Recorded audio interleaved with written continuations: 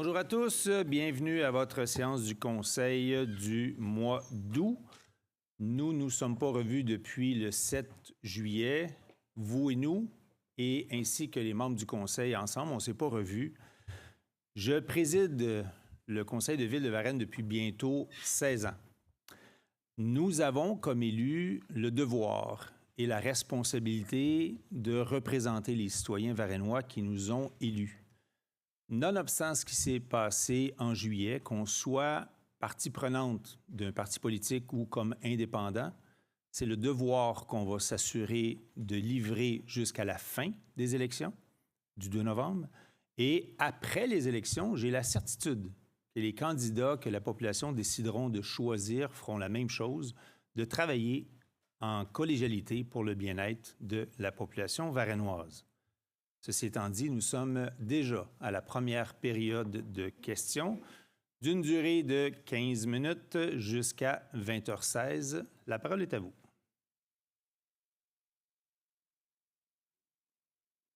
Bonjour, Geneviève Michaud. Salut, Mme Michaud. Bonjour. Alors, je suis venue ici il y a 2 ans pour poser la question par rapport au feu de circulation au virage à droite. Et là, j'ai cru voir dans l'ordre du jour, le point 4, un avis de motion, le règlement modifiant la signalisation d'interdire le virage à droite au feu de circulation rouge à certaines intersections. Bien, j'aimerais savoir lesquelles intersections et je voulais vous remercier d'avoir fait le suivi et que ça semble avoir eu un impact. Donc, voici ma question. En fait, c'est intéressant votre question parce qu'on aurait dû lire l'autorisation du virage à droite à certains feux rouges, mais c'est pas comme ça que ça a été libellé. Et pourquoi ça a été libellé comme ça, on l'a compris tantôt, c'est parce que quand on a revisité l'ensemble des lumières et des virages à droite non autorisés à cause soit du ministère des Transports ou du CN, parce que c'est pas la volonté de Varennes. Vous avez devant vous là 9 élus qui souhaiteraient probablement à chaque intersection, comme dans bien d'autres villes partout au Québec, permettre le virage à droite, mais on a des contraintes qui sont hors de notre contrôle.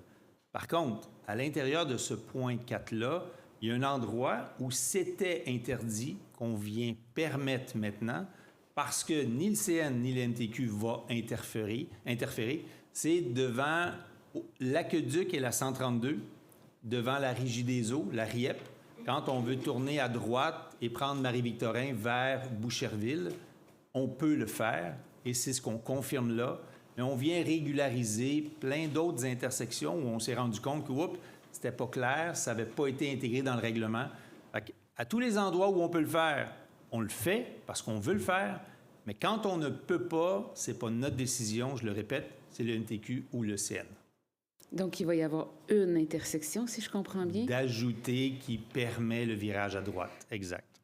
OK. On aurait tous aimé améliorer le portrait, mais malheureusement, quand on va refaire Marie-Victorin, parce qu'il y a un projet de réfection de Marie-Victorin, le virage à droite sur, et là, je pense, Saint-Eugène, pas du côté de la voie ferrée, mais Saint-Eugène, en rentrant dans le Vieux-Varennes, ce sera aussi permis, mais il faut refaire la configuration, ce qui est prévu dans nos plans dans les prochaines années. OK. Merci beaucoup. Merci à vous. Bonsoir, Manon Provençal. Salut, Mme Provençal. Au point 23, on parle de quel montant exactement? J'ai pas le montant exact des travaux d'urgence du chemin de la Baronnie.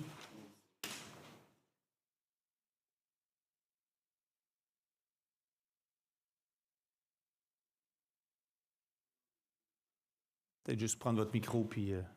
72 000? Oui, vous l'avez à l'écran, 72 117 $. C'est beau, merci bien. Merci. Madame Rioux, les dépôts de mouvement de personnel?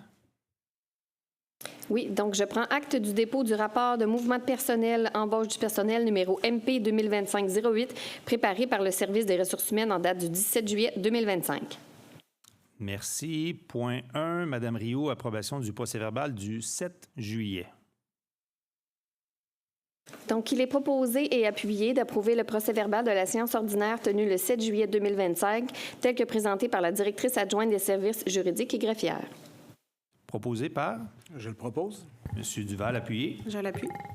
Madame Labrec, point 2, approbation des comptes, juillet 2025.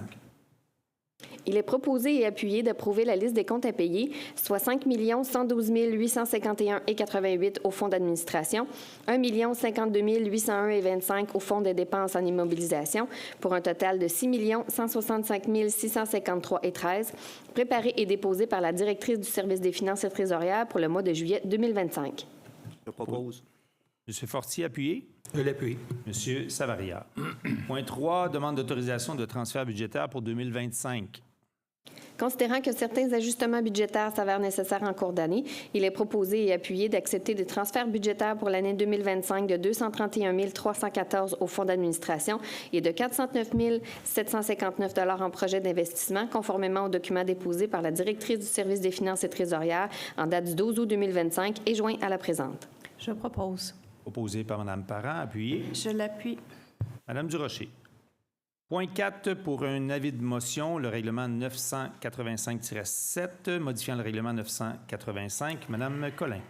Je donne avis de motion qu'à une séance subséquente de ce Conseil tenue à un jour ultérieur, il sera soumis pour adoption le règlement 985-7, modifiant le règlement 985 relatif à la signalisation afin d'interdire le virage à droite à un feu de circulation rouge à certaines intersections et afin de modifier l'utilisation des bornes de recharge au stationnement incitatif Jules Faneuf. Donc, Mme Collin en donne avis de motion. Point 5, adoption finale, le règlement 707-158, modifiant le règlement 707. Mme Durocher.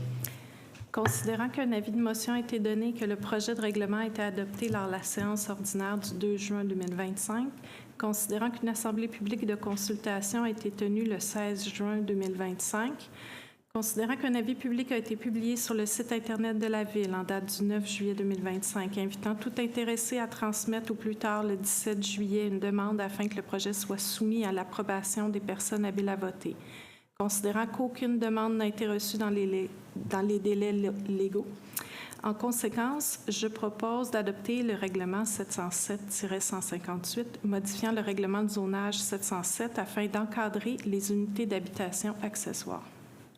Je l'appuie. Je l'appuie. Monsieur Marcil, point 6, adoption finale, le règlement 707-160, modifiant le règlement de zonage 707. Monsieur Fortier.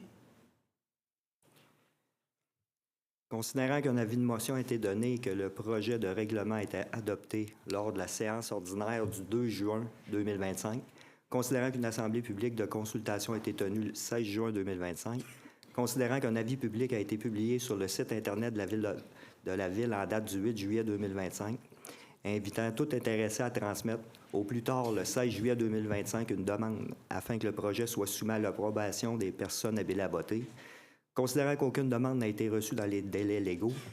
En conséquence, je propose d'adopter le règlement 707-160, modifiant le règlement de zonage 707, afin de remplacer la grille des usages et normes applicables à la zone P-414, afin de modifier les usages de nature résidentielle autorisés et les normes d'implantation des bâtiments et d'aménagement des terrains.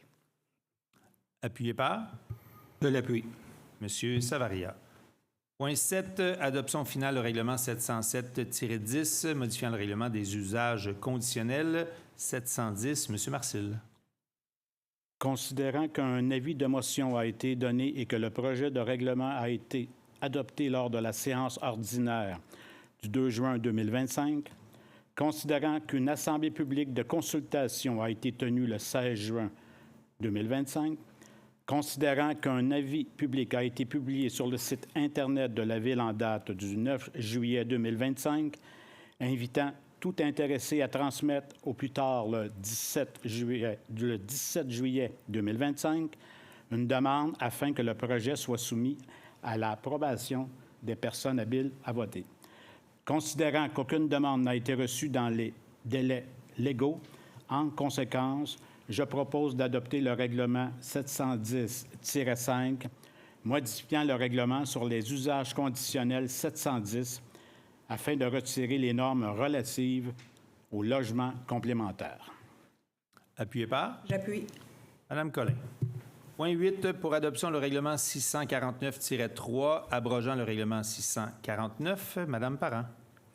Considérant qu'un avis de motion a été donné et qu'un projet de règlement a été déposé lors de la séance ordinaire du 7 juillet 2025, considérant que tous les membres du Conseil déclarent avoir reçu une copie du règlement dans les délais requis, en conséquence, je propose d'adopter le règlement 649-3, abrogeant le règlement 649 décrétant le tarif des rémunérations payables lors de la tenue d'élections ou référendum.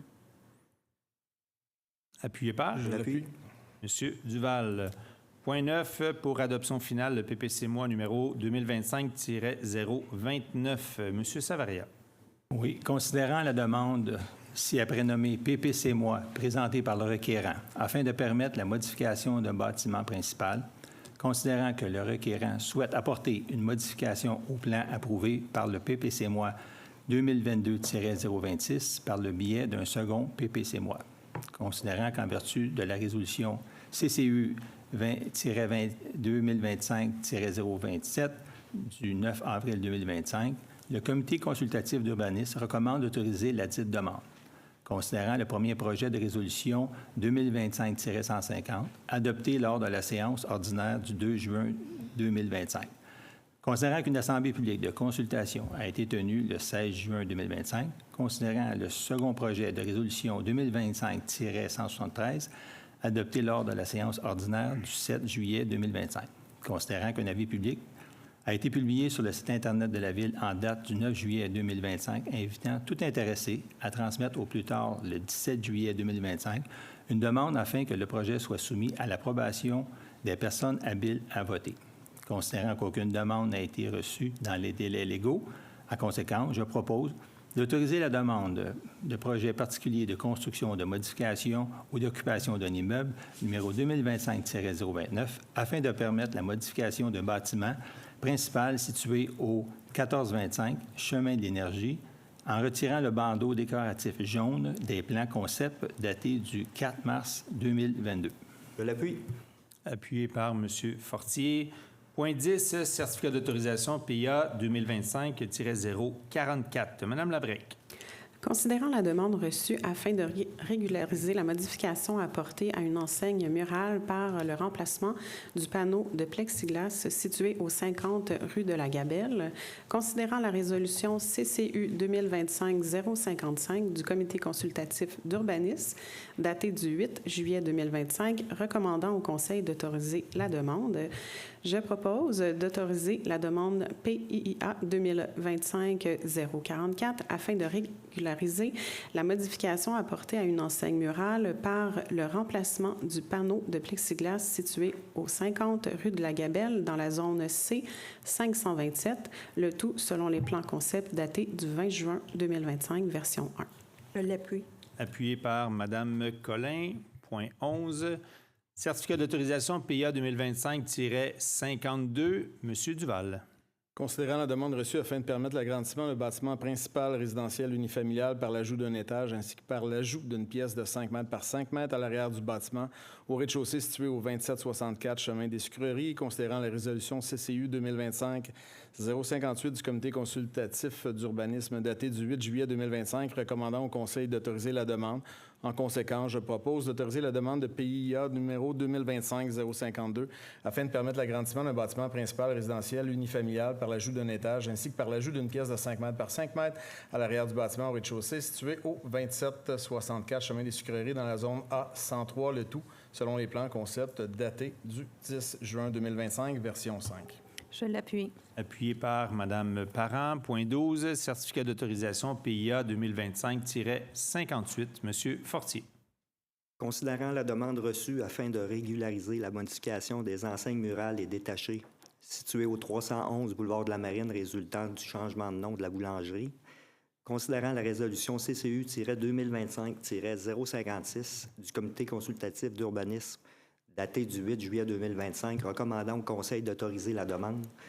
En conséquence, je propose d'autoriser la demande de PIA numéro 2025-058 afin de régulariser la modification des enseignes murales et détachées résultant du changement de nom de la boulangerie située au 311 boulevard de la Marine dans la zone C-502, le tout selon les plans concept datés du 30 mars 2025, version 1. Je l'appuie. appuyé par M. Marcil. Point 13, certificat d'autorisation PIA 2025-062, M. Duval.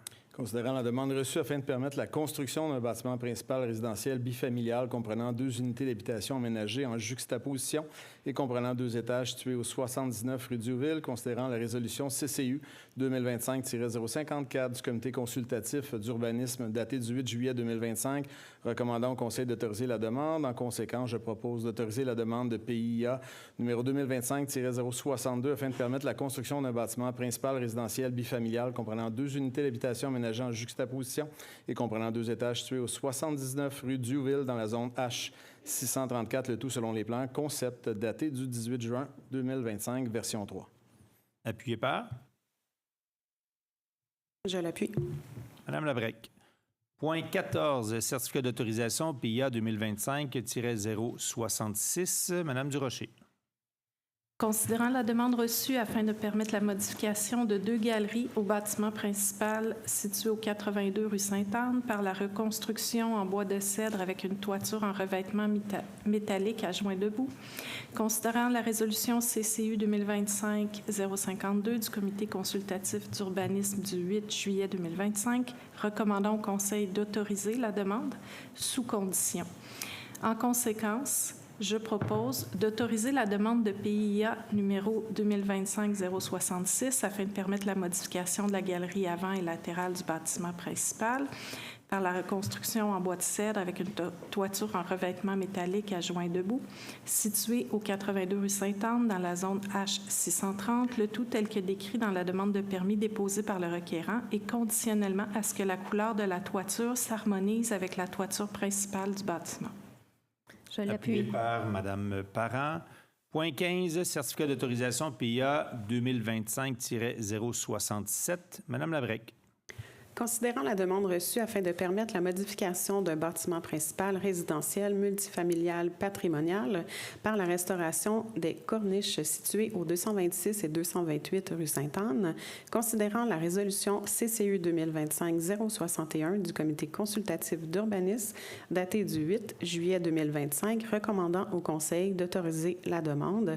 En conséquence, je propose d'autoriser la demande de PIA 2025-067 afin de permettre la modification du bâtiment principal résidentiel multifamilial patrimonial par la restauration des corniches situées au 226 et 228 rue Sainte-Anne dans la zone H640, le tout tel que décrit dans la demande de permis déposée par le requérant en date du 4 juillet 2025. Je l'appuie.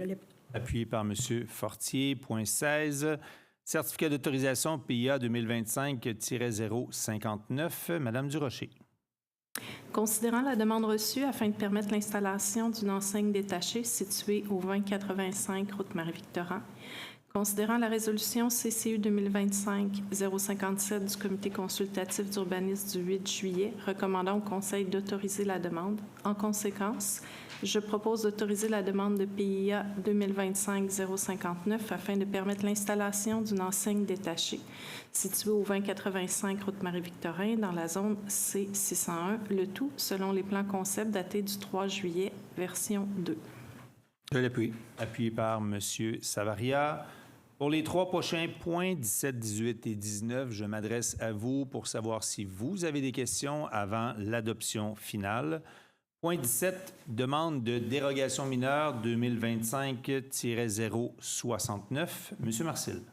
Considérant la demande de dérogation mineure reçue afin de permettre l'installation d'une enseigne détachée de 8,3 mètres à la gauche de l'entrée charretière de l'aire de stationnement située au 2085 route Marie-Victorin, alors que l'article 365 du règlement de zonage prévoit une superficie d'affichage maximale de 8 mètres.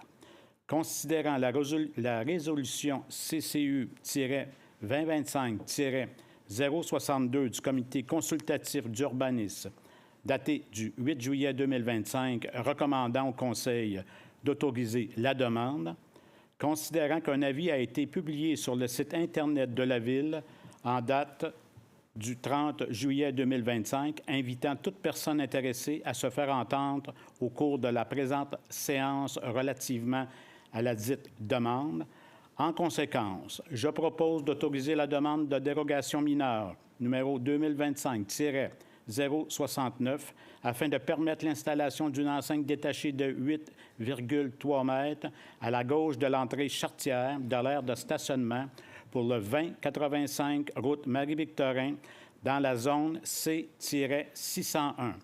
Alors que l'article 365 du règlement de zonage prévoit une superficie d'affichage maximale de 8 mètres, le tout selon les plans concept datés du 3 juillet 2025, version 2. Est-ce qu'il y a des questions? Un appuyeur, s'il vous plaît. Je l'appuie. Monsieur Duval. Point 18, demande de dérogation mineure 2025-063. Madame Parent.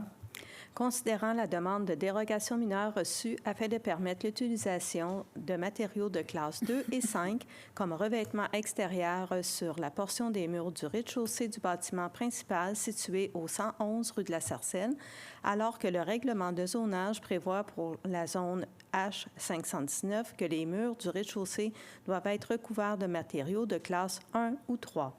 Considérant la résolution CCU 2025-059 du Comité consultatif d'urbanisme datée du 8 juillet 2025, recommandant au Conseil d'autoriser la demande, considérant qu'un avis a été publié sur le site Internet de la Ville en date du 30 juillet 2025, invitant toute personne intéressée à se faire entendre au cours de la présente séance relativement à la dite demande. En conséquence, je propose d'autoriser la demande de dérogation mineure 2025-63 afin de permettre l'utilisation de matériaux de classe 2 et 5 comme le revêtement extérieur sur une portion des murs du rez-de-chaussée du bâtiment principal situé au 111 rue de la Sarcelle dans la zone H519, alors que le règlement de zonage prévoit que les murs du rez-de-chaussée doivent être recouverts de matériaux de classe 1 ou 3 selon les plans concept datés du 8 août 2024. Je l'appuie. Ce ne sera pas long, M. Fortier. Est-ce qu'il y a des questions dans la salle? Appuyé par M. Fortier. Point 19. Demande de dérogation mineure 2025-065. Madame Collin. Considérant la demande de dérogation mineure reçue afin de permettre la construction d'une nouvelle aire de montage d'une hauteur de 26 mètres située au 1600 boulevard Lionel Boulet, alors que la grille des usages et normes applicables à la zone I-223 prévoit une hauteur maximale de 15 mètres. Considérant la résolution du CCU-2025-060 du Comité consultatif d'urbanisme datée du 8 juillet 2025 recommandant au Conseil d'autoriser la demande, considérant qu'un avis a été publié sur le site Internet de la Ville en date du 30 juillet 2025, invitant toute personne intéressée à se faire entendre au cours de la présente séance relative à la dite demande. En conséquence, je propose d'autoriser la demande de dérogation mineure numéro 2025-065 afin de permettre la construction d'une nouvelle aire de montage d'une hauteur de 26 mètres située au 1600 boulevard Lionel Boulet dans la zone I-223, alors que la grille des usages et normes applicables à cette zone prévoit une hauteur maximale de 15 mètres, le tout selon les plans concept datés du 20 juin 2025. Est-ce qu'il y en a qui ont des questions? Le 1600 Lionel Boulet, c'est l'entreprise Hitachi. Pourquoi ils ont besoin de cette hauteur-là? C'est parce que la grosseur de leurs transformateurs, en fait, ce sont les plus gros transformateurs qui existent dans le monde, qui sont fabriqués ici. Ils ont besoin de cette hauteur-là pour la fabrication. Est-ce qu'il y a des questions?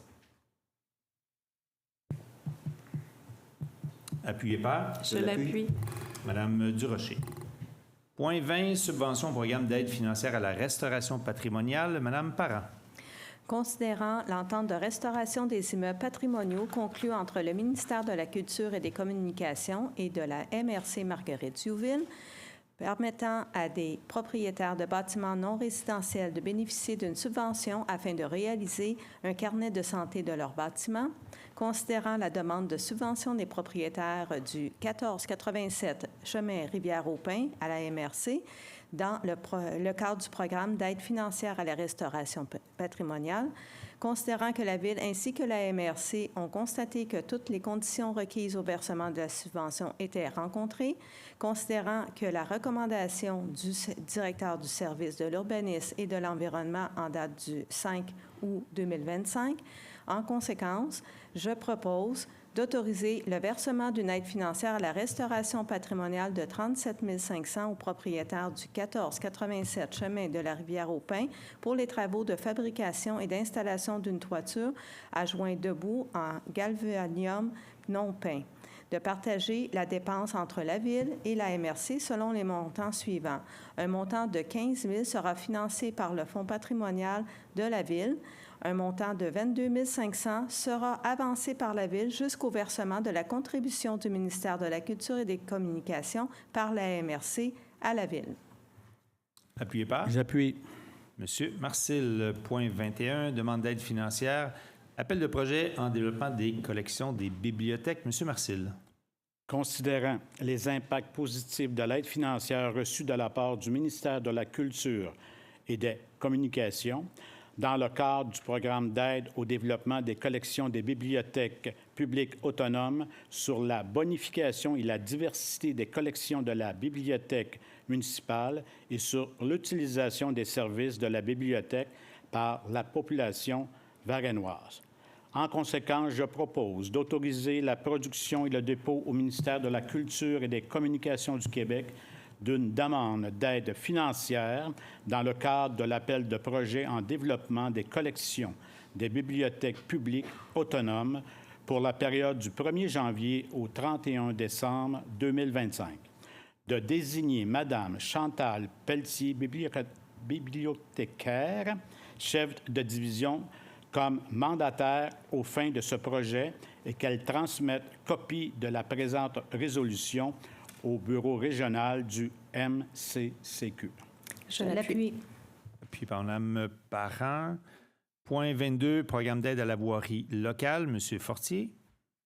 Considérant que le programme d'aide à la voirie locale, PAVL, vise à assister les municipalités dans la planification, l'amélioration et le maintien des infrastructures du réseau routier local et municipal dont elles ont la responsabilité, considérant que les interventions visées dans la demande d'aide financière concernent des routes sous l'autorité municipale et des travaux admissibles à l'aide financière, considérant que seuls les travaux réalisés après la date figurant sur la lettre d'annonce sont admissibles à une aide financière. En conséquence, je propose d'autoriser la présentation d'une demande d'aide financière, de confirmer l'engagement de la Ville de Varennes à respecter les modalités d'application en vigueur et reconnaît qu'en cas de non-respect de celle-ci, l'aide financière sera résiliée, d'autoriser le directeur du service du génie au nom de la Ville de Varennes à signer tout document ou entente à cet effet, y compris la convention d'aide financière, lorsqu'applicable avec la ministre des Transports et de la Mobilité durable. Appuyé par? Je l'appuie. Madame Labrec, point 23, projet 2025 affecté au fonds d'infrastructure. Madame Labrec. Considérant que les travaux d'urgence ont dû être exécutés sur le chemin de la Baronnie à la suite de la détériorisation des joints de la dalle de béton de ciment, considérant la recommandation du directeur du service du génie en date du 7 août 2025, en conséquence, je propose d'autoriser une enveloppe budgétaire maximale de 72 117,33, taxes incluses, pour les travaux d'urgence sur le chemin de la Baronnie, d'affecter cette dépense au fonds d'infrastructure. Appuyé par? Je l'appuie. Madame Durocher. Point 24. Renouvellement de l'entente intermunicipale hockey mineur avec la municipalité de Verchères. Madame Collin. Considérant la convention de hockey mineur intervenue entre la Ville de Varennes, la municipalité de Verchères et l'Association de hockey mineur de Varennes le 12 février 2015, permettant l'intégration des résidents de Verchères aux activités de l'Association de hockey mineur de Varennes sur le même statut que les résidents de Varennes pour les saisons 2015-2016 à 2024-2025.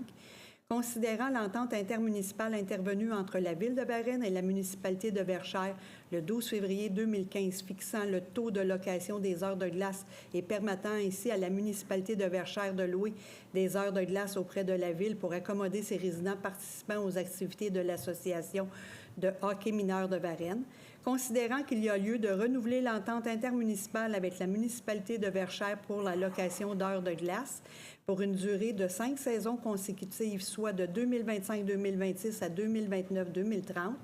En conséquence, je propose d'autoriser la signature d'une entente intermunicipale avec la municipalité de Verchères d'une durée de 5 saisons consécutives, soit de 2025-2026 à 2029-2030, par M. le maire Martin Danfous ou en son absence, le maire suppléant et le directeur général pour et au nom de la Ville de Varennes. Appuyé par? Je l'appuie. Madame Labrec? Madame Labrec. Point 25, entente relative à l'embauche d'un chargé de projet en géomatique. Monsieur Savaria. Considérant que la MRC a été mandatée par la Ville de Varennes afin d'évaluer les coûts relatifs à l'embauche d'une ressource dédiée aux besoins en géomatique et au développement des services offerts au sein de l'organisation de la Ville. Considérant que la Ville désire embaucher une ressource pour occuper l'emploi de chargé de projet en géomatique afin de répondre à ses besoins grandissants en géomatique au sein de son organisation et par la même occasion développer l'ensemble de ce service. Considérant que la ressource relèverait de la coordinatrice du service de la géomatique de la MRC afin d'optimiser l'implantation de la géomatique à la Ville. Considérant que la MRC et la Ville désirent officialiser leur collaboration et établir les modalités de remboursement des frais encourus par une entente. En conséquence, je propose d'autoriser une entente relative à l'embauche d'un chargé de projet en géomatique dédié aux besoins de la Ville de Varennes et sous la supervision de la coordinatrice du service de la géomatique de la MRC, Marguerite Douville, ainsi que tout autre acte donnant effet à la présente, avec la MRC de Marguerite Douville par M. le maire Martin Danfous ou, en son absence, le maire suppléant et le directeur général, ou en son absence, le directeur des services juridiques et greffes pour et au nom de la Ville de Varennes. Je l'appuie. Appuyé par M. Fortier. Point 26, modification du calendrier des séances ordinaires 2025. M. Duval. Les proposés, appuyés et résolus. En fait, je propose de modifier le calendrier des séances ordinaires 2025 adopté par résolution 2024-356 lors de la séance ordinaire du 2 décembre 2024 afin de déplacer la séance prévue le 17 novembre 2025 au 24 novembre 2025, de publier un avis à cet effet conformément à la loi sur les cités et villes. Appuyé par? Je l'appuie. Madame Durocher. Et le point 27, calendrier des activités des membres du Conseil août 2025. Madame Labrec. Je propose d'autoriser les dépenses reliées à la présence des élus aux différentes activités répertoriées au calendrier pour le mois d'août 2025, telles qu'annexées à la présente. Appuyé par? Je l'appuie. Madame Durocher. Nous sommes rendus à la deuxième période de questions d'une durée de 30 minutes. Je rappelle aux gens, pour le bénéfice des nouveaux visages, que vous avez une seule et unique question. Si vous avez d'autres questions, vous avez tout à fait le loisir d'en poser une deuxième, mais vous retournez à la fin de la file pour permettre au maximum de gens de poser leurs questions. La parole est à vous, M. Christensen. Stephen Reese Christensen, chemin de la Butte au Renard. Je fais un suivi pour le camionnage de nuit de Roxborough-Beauval. Oui.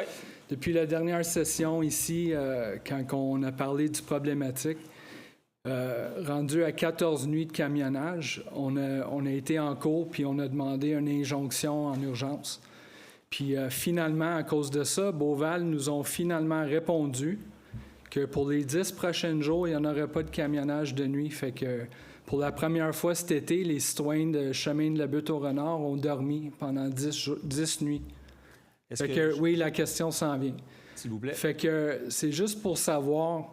Maintenant, aujourd'hui, depuis hier, on est rendu à 19 nuits de camionnage. J'ai eu une opération vendredi soir, je suis arrivé.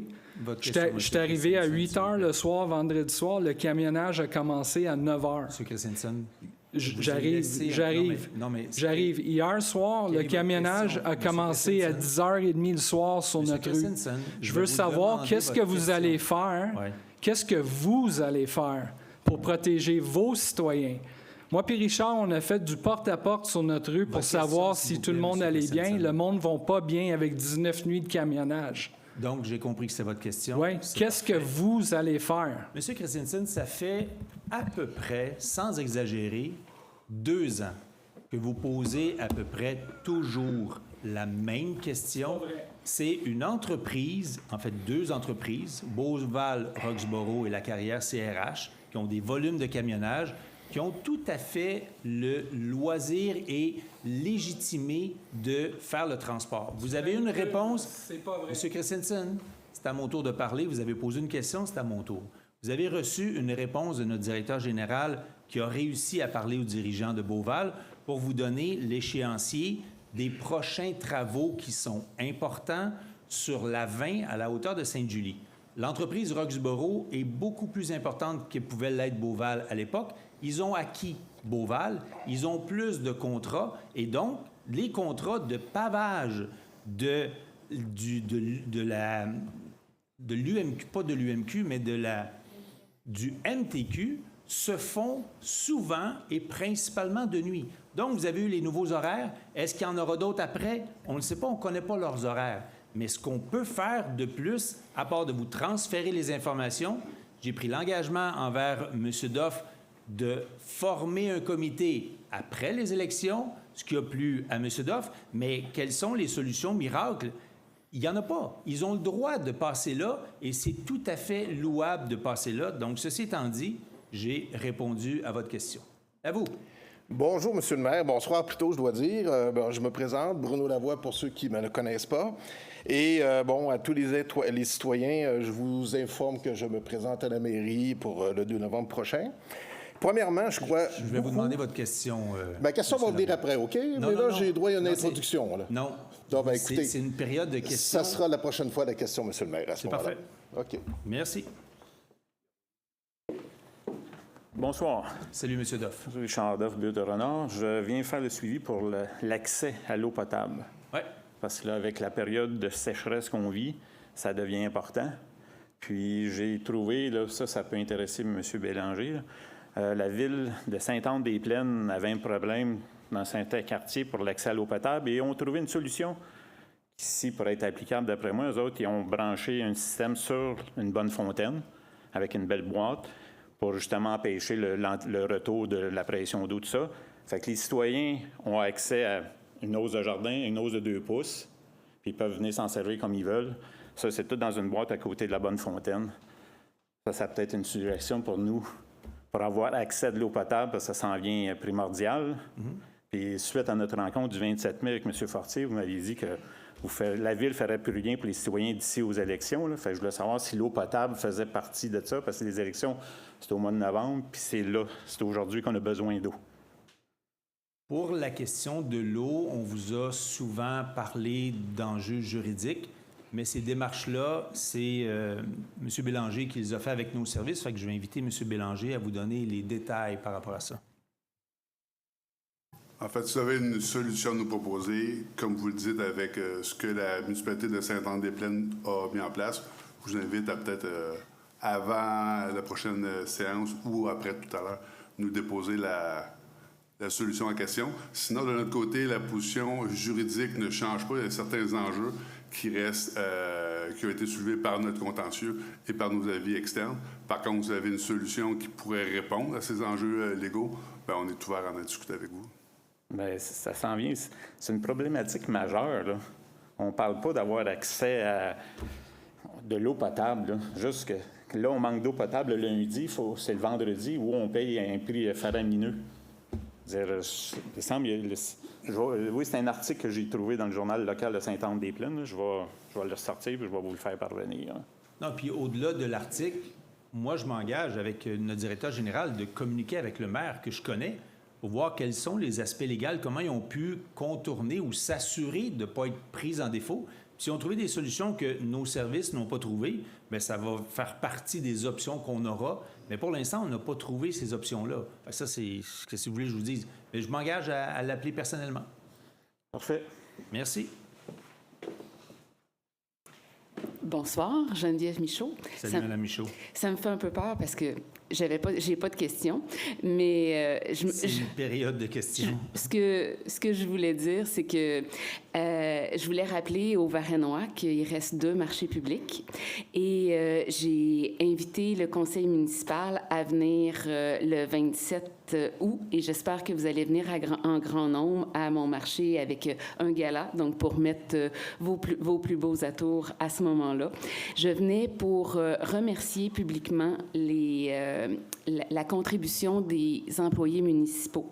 Donc, c'est pas une question, mais j'ai des employés municipaux qui travaillent avec moi au marché public et je crois qu'ils travaillent dans l'ombre, mais ça vaut la peine de les reconnaître. J'aimerais prendre un petit 30 secondes pour nommer Vincent, Daniel, Régis, Simon, Robert. Sont des personnes avec un grand cœur qui sont là pour aider non seulement les bénévoles, les marchands, mais aussi la population qui vient au marché public. Donc, je voulais les remercier publiquement. Merci, Mme Michaud. En fait, je vais me permettre, bon, vous vous êtes plugué vous-même, mais je vais me permettre un commentaire additionnel. Oui. Les membres du conseil, on a souhaité longtemps revoir le marché public, puis on ne trouvait pas la formule optimale. Et c'est grâce à vous. Puis là, je vois que votre fille est avec vous, qui vous accompagne, puis qui vous aide beaucoup à travers le marché. Puis honnêtement, la nouvelle version du marché qu'on connaît avec vous, sous notre polydôme, est un succès retentissant.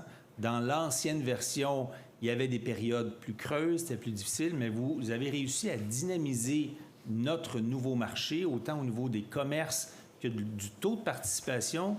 J'en profite, puis je suis convaincu que l'ensemble des membres du conseil se joint à moi pour vous remercier, vous deux, et tous vos bénévoles. Merci. Merci beaucoup.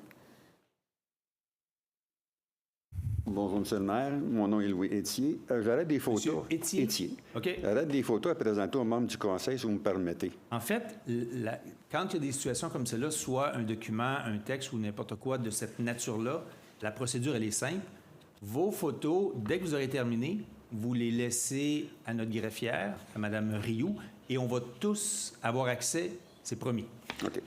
J'aimerais savoir, M. le maire, le règlement 516 concernant la nuisance sur les mauvaises herbes, relativement à l'article 2, qui dit que tout propriétaire d'un terrain ou son occupant doit être tenu de laisser libre de terrain une nuisance définie par l'article 1.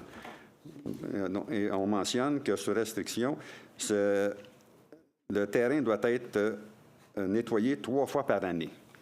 Ma question, l'abus de la route 132, est-ce que ça appartient à la Ville? Là, je veux juste être sûr, parce que la 132, elle est longue. OK. Entre Lionel Boulet... Il y a des aménagements floraux? Non, entre Lionel Boulet et de la Gabelle, je pense. Là, Ah oui, oui. En fait, le buton qui longe la 132... C'est ça. Exactement. Okay. C'est à la Ville de Varennes. C'est à la Ville de Varennes. OK. Exact. Comment se fait-il que cette partie-là n'est pas nettoyée par la Ville, vu que c'est de la propriété de la Ville? En fait, je pense nettoyer, le mot est fort. Je comprends qu'on ne nettoie pas, on fauche. Puis c'est pas une zone comme un terrain de soccer, un terrain de baseball. Fait que la nécessité de faucher ou de tondre le gazon aussi régulièrement que nos parcs, on n'a assurément pas la même fréquence. Là, si vous faites référence à minimum 3 fois par été, honnêtement, je vais pouvoir me référer à nos services. Est-ce que c'est fait minimalement 3 fois par été? Je ne le sais pas. C'est une zone qui est plus complexe, on va être d'accord tous les deux, à faucher, mais on pourrait vérifier, je ne le sais pas. C'est pas une faucheuse, ça va être un boule pour creuser. Pas compliqué, là. J'ai une photo, là. J'ai ici, M. le maire, là, j'ai un pin qui est envahi par une vigne. On ne voit plus le pin, là. Ça, c'est le même, là, tout le long. On est plusieurs résidents dans le secteur, là. Je suis en arrière de vous, 257 du Trécarré. Merci. C'est bon. Mais vous les laisserez aussi, on va les laisser, on aura accès mais c'est ça, parce que le règlement, il dit que ça doit être fait 3 fois par année. C'est jamais fait. Ça fait peut-être 5 ans que c'est pas fait. Ouais. Non, mais je comprends que le fauchage de l'herbe trop longue, qui devient du foin, on va se le dire, mais des grimpants, comme ce que j'ai cru comprendre à travers la photo, qui envahissent des arbres, en fait, ça met l'arbre à risque. Mais oui. C'est sûr qu'on ne veut pas ça. On va prendre vos photos, on va probablement les vérifier pour s'assurer que les plantations qu'on a faites, parce qu'on en a fait beaucoup de plantations d'arbres, et la configuration de la butte il y a quelques années, on va vouloir s'assurer que ça survive avec le temps et avec tous les problèmes potentiels. Parce que, comme vous dites, ça fait des années que moi, je me plains à la ville à chaque année pour faire nettoyer ça. On vient, on fait un espace de peut-être 1 pied pour mettre à ma clôture pour permettre aux vignes, d'éviter que les vignes elles viennent dans ma clôture. Ouais. Mais c'est tout ce qui se fait. Et puis, vous me parliez d'arbustes, mais on a aussi des vinaigriers, là, ça pousse, là, c'est fou, là. Ça fait qu'à un moment donné, là, comme vous ça va dans un boule de nettoyer ça, là.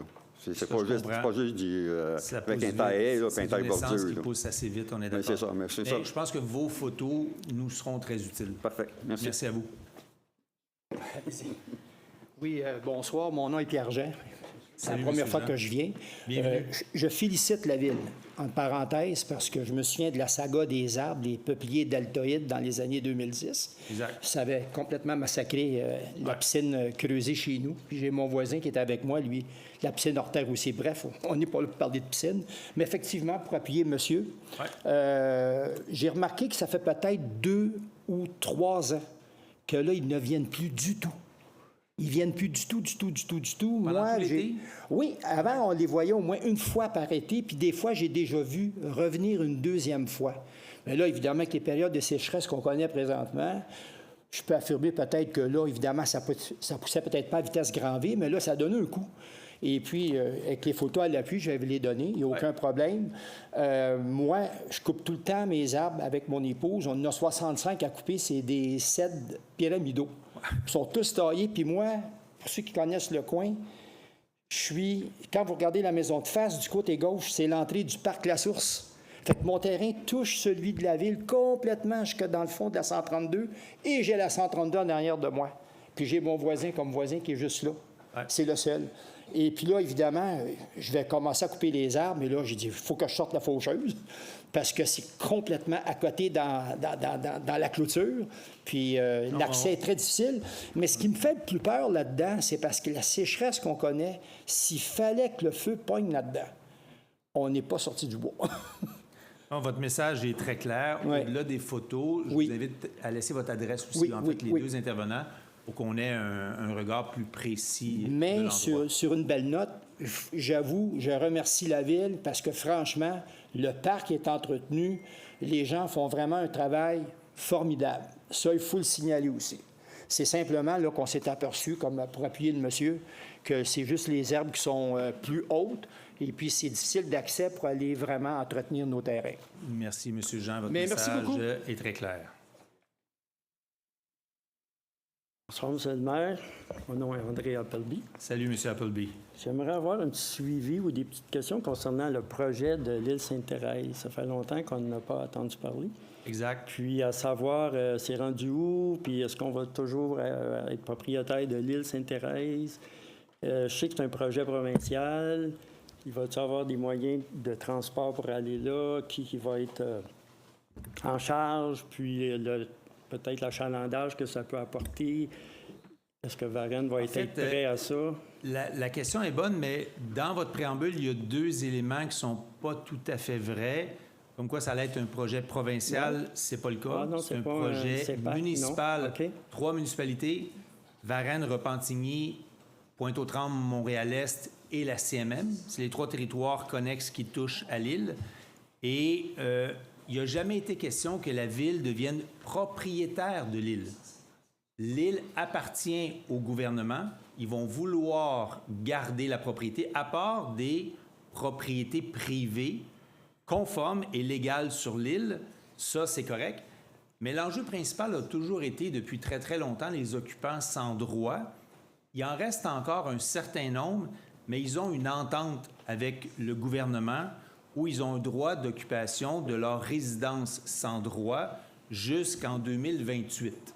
Okay. Donc, c'est après ça qu'on pourra débuter les aménagements, mais en parallèle, on travaille avec, puis il y a déjà une version qui a été proposée aux 2 autres municipalités et la CMM dont je vous ai parlé, de la création d'un OBNL, parce que c'est le véhicule le plus adapté pour gérer le projet et gérer aussi l'achalandage et les accès.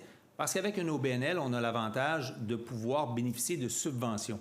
On avait pensé à une régie, mais c'est vraiment pas le véhicule qui est préconisé. Donc, on est actuellement en discussion avec les 2 autres municipalités et la CMM pour finaliser les règlements généraux de l'OBNL qui construira et qui s'occupera de l'achalandage. Une chose est sûre, pour ceux qui s'imaginent qu'il puisse y avoir un pont, assurément pas de Varennes parce que la voie navigable, Montréal est beaucoup plus près de l'autre côté. Il n'a jamais été question de pont, fait que ça sera toujours en bateau, soit canot, kayak, planche, board, appelez-les comme vous voulez, mais ça sera vers une voie navigable pour se rendre à l'île. Mais c'est toujours un projet qui suscite autant l'intérêt de l'ensemble des parties prenantes, mais je l'ai répété souvent, ça va être un long processus parce il y a des coûts importants et en même temps, c'est un endroit qu'on veut garder naturel le plus possible. Fait qu'il n'y aura jamais de travaux majeurs qui vont arriver rapidement. On veut commencer avec un sentier qui fait le tour de l'île parce qu'on parle de 6 km². C'est gigantesque comme superficie. Puis il y a déjà un sentier qui a été utilisé, créé avec les années, mais on veut le bonifier, puis avec les étangs, puis tout ça mettre en valeur. Mais, je le répète, ça va prendre des années avant qu'on puisse vraiment accéder et profiter. Il y a des plans qui ont été déposés, puis ça va prendre le temps que ça va prendre. Personne n'est pressé, mais on veut s'assurer de bien faire les choses. Mais il va y avoir quand même beaucoup de monde des alentours de Montérégie qui vont passer par Varennes, peut-être. Oui, pour y aller, mais évidemment.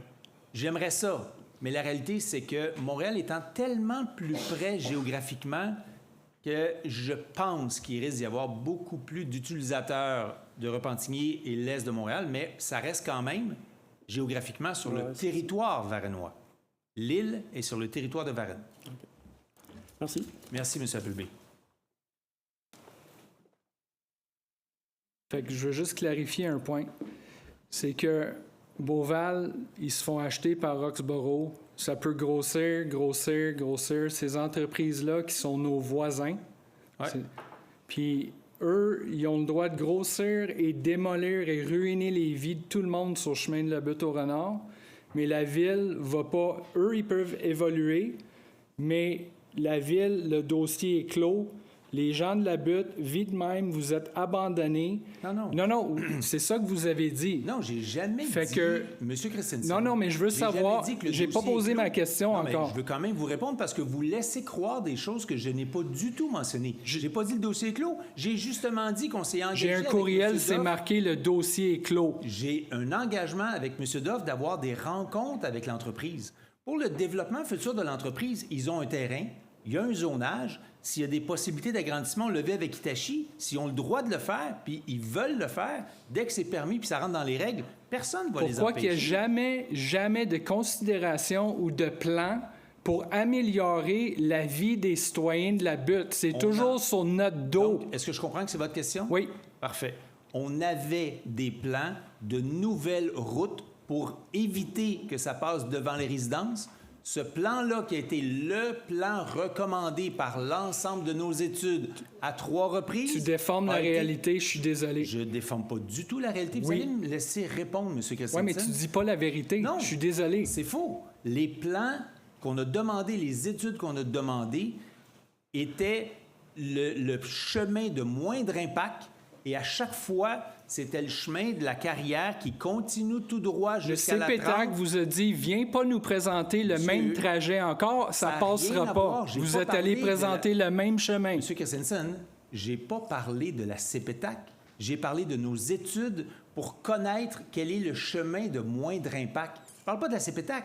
À chaque fois, le chemin de moindre impact est celui dont je vous parle. Je comprends que ça fait pas votre bonheur.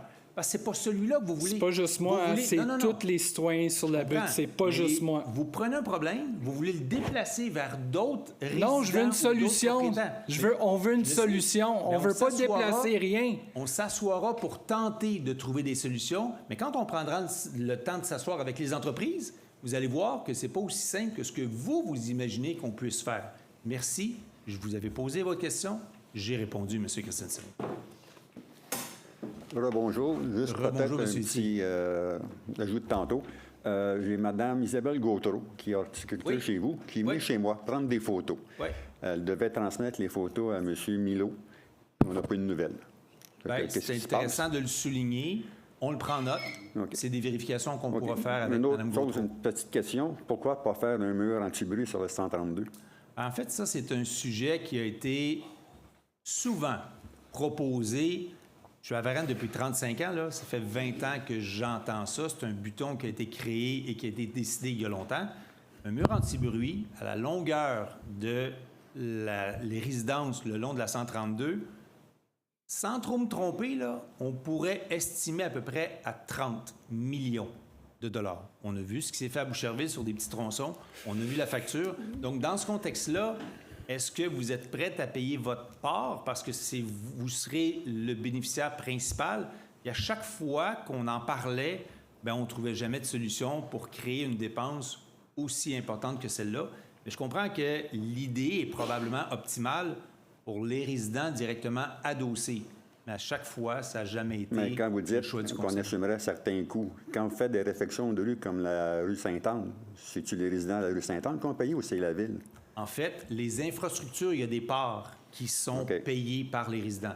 Mais la surface, la différence, c'est que tout le monde peut l'utiliser, que ça soit sur Sainte-Anne ou ailleurs. Tandis qu'un mur anti-bruit adossé à des résidences, et non toutes les résidences, les bénéficiaires, c'est ceux qui vont profiter d'une réduction du bruit à cause Pas juste les bénéficiaires. Avant, les gens pouvaient se promener sur l'abus de la 132. Maintenant, c'est impossible. C'est tellement volumineux là, à cause de la végétation qui est là, puis personne ne peut passer. On n'est même plus capable d'avoir la 132 de l'autre côté avant qu'on voyait. Fait que, non, mais là, on a compris que la végétation, c'est fou, un là. enjeu. C'est fou, là. Ça, on l'a compris. Vous nous le rappelez, on avait compris la on première va le fois. rappeler peut-être plus tard. C'est bon. Merci, M. Etier. Rebonsoir, Richard Salut, Doff, monsieur. de Renard. Moi, j'ai une question. Vous vous souvenez, en 2016, on a pris des procédures des citoyens, on est allé en justice parce que vous nous avez dit que la Ville ne pouvait pas rien faire pour nous. On est allé, puis avec CRH, DMX, on a quand même réussi à avoir que là, il n'y a plus de soir, plus de nuit, plus de fin de semaine. Avec CRH? Oui. Avec DMX? DMX et CRH, là, c'est la même compagnie. Là. Continuez. Là, c'est nous qui avons payé les avocats, c'est nous qui est allés en cours, c'est nous qui s'est tout tapé les procédures, on a réussi à faire ça. Là, on s'apprête encore à faire la même chose pour Beauval. C'est-tu normal que les citoyens d'une ville sont obligés, eux autres même, d'aller en justice pour se faire respecter leurs droits à avoir une qualité de vie minimum? Bien, j'entends votre préoccupation, mais c'est assurément pas la responsabilité d'une... Ce sera pas là, M. Etier, peut-être juste à la fin de la réunion, s'il vous plaît. C'est bon. C'est assurément pas la responsabilité d'une municipalité de prendre les fonds publics pour défendre l'intérêt de citoyens. Si l'entreprise opérait de façon non conforme, là, c'est notre devoir d'intervenir. Mais on n'a jamais eu d'informations et d'échos comme quoi leur pratique n'était pas conforme. Fait que dans ce contexte-là, si des citoyens, peu importe où à Varennes, veulent intenter des recours judiciaires contre qui que ce soit, contre la ville ou des entreprises, c'est leur choix, leur responsabilité, leur facture. Je suis désolé, c'est pas nos intérêts qu'on est allé protéger, c'est notre qualité de vie. Bien, la qualité de vie de vos intérêts, oui. C'est Hey, pas là, mal la même chose. Là. Le droit de dormir la nuit, là, ça c'est nos intérêts. Non, c'est primordial. Là. Je comprends. Puis ça, c'est normal que les citoyens qui sont en problème comme ça doivent eux autres même aller se battre contre Beauval. Je vous ai répondu, j'ai eu votre Ça me semble que la Ville est là pour protéger les citoyens, comme j'ai souvent répété. Là. Oui, oui. Dans les coins où on peut le faire. Bonjour, Daniel Adam. Salut, M. Adam. Salut. Bienvenue. J'aimerais savoir qu'est-ce qui arrive avec le groupe Maurice, la construction.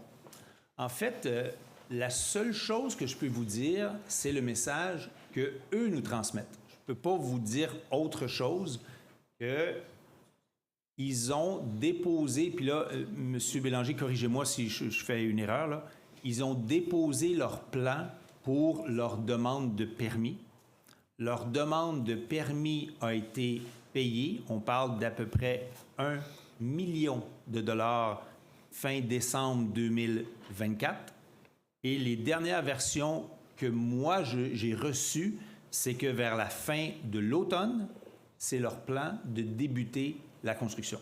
De cette année, ça? Oui, oui, de cette année. Ouais, mais parce que ça fait 2 ans que c'est... Mais, Monsieur Adam, je suis à la même place que vous. Je comprends très bien votre préoccupation. Entre les plans initiaux qu'ils avaient déposés de construction, bien, il y a eu le contexte inflationniste Il y a eu la hausse des taux d'intérêt. Fait que ça a provoqué un ralentissement de la construction un peu partout au Québec, dont chez eux. Ils sont allés en appel d'offres pour trouver des constructeurs. Ça ne faisait pas leur affaire. Ils sont retournés et là, ils auraient leurs constructeurs. Puis je dis au conditionnel parce que c'est pas la Ville qui gère ça. C'est les informations qu'on a d'eux. Fait que si tout va bien, s'il n'y a pas d'autres changements, c'est d'ici la fin de l'automne où ça devrait débuter. Et qui prendrait 2 ans et demi. Peut-être juste vous approcher du micro. Qui prendrait 2 ans et demi de construction à peu près? C'est ce qu'ils nous ont dit. Un bâtiment de cette nature-là prend habituellement 2 ans, 2 ans et demi. Merci. Merci, M. Adam. Bonjour. Je reviens avec une question cette fois-ci. Donc, vous avez pu remarquer, voilà quelque temps, il y a un arrêt temporaire qui a été installé au coin de l'avenue René-Gauthier et de montée de la Picardie. Par le passé, j'ai déjà fait une demande d'accès à l'information, à savoir si vous aviez demandé les permis, et ce n'était pas le cas. Dû au délai qu'on a en faisant les demandes d'accès à l'information, j'aimerais savoir, est-ce que vous avez demandé un permis pour avoir droit d'installer un arrêt sur une route qui n'appartient pas à Varennes? Qui est une route provinciale. Oui. En fait, c'est quand même fascinant, votre question, Mme Michaud, parce que c'est un sujet qu'on a eu tantôt. OK. Parce qu'on est unanime à constater que le stop temporaire qui a été placé là par le MTQ aide tout le monde. Aide tout le monde parce que ça ralentit la vitesse, ça sécurise, puis on est tous contents de voir l'effet réel que ça apporte sur Picardie et l'ensemble des résidents qui utilisent Picardie. On s'est tous dit, mais si on était capable de réussir à pérenniser ce stop-là pour qu'il reste permanent, mais à chaque fois qu'on parle avec le MTQ, la même chose que quand on leur fait la demande d'une réduction de la vitesse, ça a été compliqué. La réduction de la vitesse, ça a pris 4 demandes pour qu'on réussisse à 70. Mais le stop, c'est un refus catégorique. Vous allez me dire, ouais, OK, mais c'est verbal. Pourquoi on ne fait pas une demande officielle par résolution? Sincèrement, on pourrait, puis on devrait probablement, puisque vous en parlez, parce qu'on est 9 sur 9, en avoir parlé tantôt, à constater que ça serait une bonne chose. Mais vous le savez, ce n'est pas de notre ressort. On n'a aucun pouvoir pour le faire parce que c'est une route provinciale. Mais on retient votre message, puis je mets l'emphase sur les 9. Il y a des bonnes chances que ça revienne au Conseil avec une demande officielle. À suivre. Merci. Merci à vous. On est à la fin de la période de questions. Monsieur Fortier, vous êtes le premier à intervenir.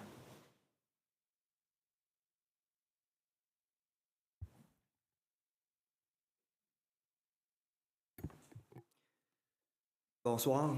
Merci de votre présence. Écoutez, depuis toujours, j'ai toujours été pro-développement économique. Ça vient sûrement du fait que, ayant grandi dans un milieu minier, en grande difficulté économique en raison justement de la fermeture des mines, je me disais que c'est bien beau des belles infrastructures dans une ville, c'est parfait aussi des parcs dans une ville, mais quand le monde ne travaille pas, tout cela devient secondaire. Pour cela qu'à Varennes, en 2001, j'ai trouvé ma niche.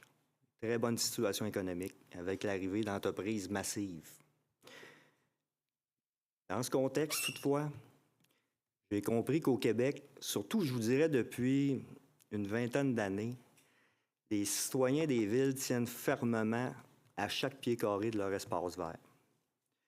Pourquoi, quand un projet d'agrandissement du stationnement de la piscine municipale derrière l'école, le Carrefour s'est présenté, j'ai mené la charge avec des collègues afin de sauver le terrain vert dédié à différentes activités des élèves. On a trouvé une solution afin de le préserver. Ainsi donc, c'est pourquoi qu'un projet de densification au Parc Saint-Charles ne peut être envisageable, puisqu'il avait été même diminué avant mon arrivée. Comprenez-moi bien, j'ai toujours été pro-densification, dans un contexte de 1, rareté de terrain, 2, rareté de logement. C'est pourquoi je suis fortement pour le fait de densifier le centre-ville, toutefois pas dans le Parc Saint-Charles.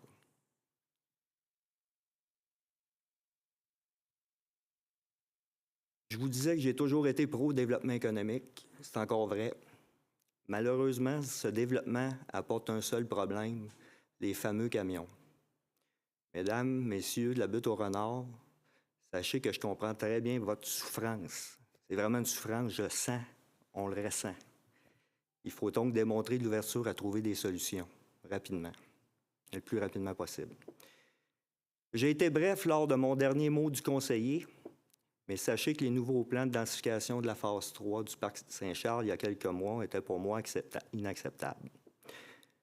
Depuis, pour des raisons personnelles, j'avais pris la décision à la mi-mai de signifier à mon chef politique ma décision de ne pas me représenter à la prochaine élection afin de donner à l'équipe du Parti durable un délai appréciable afin de trouver un nouveau candidat en vue des prochaines élections en novembre. J'ai été surpris d'apprendre dans les médias que le maire souhaitait me garder dans son équipe puisqu'il ne m'en avait jamais parlé avant et même lors de cette rencontre. La seule chose qui m'a été demandée était de garder le silence par rapport à ma décision et de ne pas en parler à personne, ni même à mes collègues de mon équipe, toute l'équipe. Et ça jusqu'à la fin juillet. J'étais très mal à l'aise face à cette demande de me garder en silence. Pour être franc, pour être franc avec vous, je vois quand même mon parcours des 4 dernières années comme un échec. Je me voyais vous représenter pour 2 ou 3 mandats, si évidemment la population l'avait voulu. Ma situation familiale a changé. Évidemment, ce qui est une raison de partir. J'aurais souhaité faire ma marque encore plus. J'avais vraiment Varennes à cœur et bien humblement, j'étais auprès de vous pour les bonnes raisons. Merci. Merci, M. Fortier. M. Savaria. Oui, bonsoir. Écoutez, d'entrée de jeu, je voudrais m'adresser aux citoyens qui sont venus pour le problème là, de la butte sur la rue du Fief. J'ai parlé avec le directeur des travaux publics la semaine passée. Fait que si vous pouvez venir me voir après la séance, on pourra jaser du problème. Je suis au courant. C'est bon pour vous? Okay. Fait que donc, en fait, moi, j'aimerais revenir, évidemment, sur ce qui s'est passé il y a un mois. En fait, j'ai été, comme vous, surpris de la démission de 3 de mes collègues lors de la séance du mois de juillet passé. En fait, c'est difficile de ne pas revenir sur le sujet. Ces dernières semaines, mes collègues démissionnaires ont fait part, entre autres, de prétendus problèmes d'écoute, de respect lors des réunions du Conseil. Je peux témoigner qu'au cours des 12 dernières années, j'ai exprimé mes opinions, j'ai débattu de mes projets et j'ai signifié mes désaccords. Parfois, les discussions peuvent être tendues. Parfois, on marque des points, on se rallie à la majorité. Ce que je vis, chaque membre du Conseil, incluant le maire d'Anfousse, est inclus là-dedans. J'ai travaillé 40 ans dans le secteur privé et je vous assure que ce n'est pas différent que ce qui se passe dans un conseil. Pour ma part, se donner un rôle d'indépendant, ce n'est pas ce qui est important. Il faut plutôt avoir le courage de ses convictions, se préparer adéquatement et s'exprimer quand c'est le temps, soit autour de la table des réunions. Mes collègues ont aussi mentionné qu'ils avaient planifié de se présenter comme indépendants aux prochaines élections. En fait, la question que je me pose, si le maire d'Anfousse avait reconfirmé leur participation au sein de son équipe pour le prochain mandat, quelle aurait été leur réponse? Non, on souhaite se présenter comme indépendant. J'en doute. En tout cas, ce n'est pas le feeling que j'avais quand je leur parlais. Maintenant que l'aspect émotif a été exprimé, laissons place à une campagne électorale positive et mettons de l'avant des idées novatrices pour l'épanouissement de notre ville et le bien-être des citoyens, puisque c'est pour eux que nous travaillons. Sur ça, je vous souhaite une bonne soirée et on se revoit au mois de septembre. Merci. Merci, M. Savaria. Mme Labrec. Bonsoir. Merci pour votre présence et vos questions. Bonsoir à la maison. Donc, je m'en voudrais de ne pas parler de la rentrée scolaire en lien avec la campagne de sensibilisation Calmos. Donc, autour des écoles, l'école Vision débute le 25 août et pour l'ensemble des écoles, le 2 septembre. Donc, je compte sur vous pour respecter les limites de 30 km autour des écoles. Maintenant, depuis la dernière séance publique, la question qu'on m'a le plus posée, c'est « Est-ce que ça va, Geneviève? » Ma réponse, oui, ça va très bien.